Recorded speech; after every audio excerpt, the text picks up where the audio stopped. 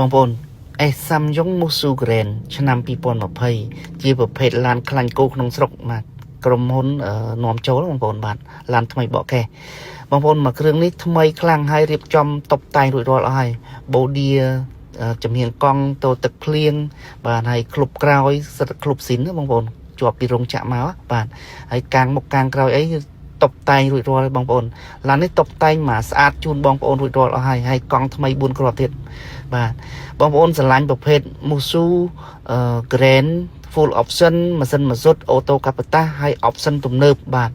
បងប្អូនឡានកូរ៉េគឺ Option ទំនើបជាងឡានជប៉ុនទៀតហើយជិះស្រួលមែនទែនមកគ្រឿងនេះបាទ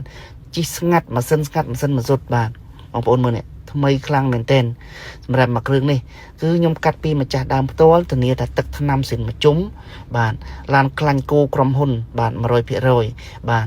ហើយកឡុកកលៀតម៉ាស៊ីនអីខ្ចីខ្លាំងមែនទែនបងប្អូន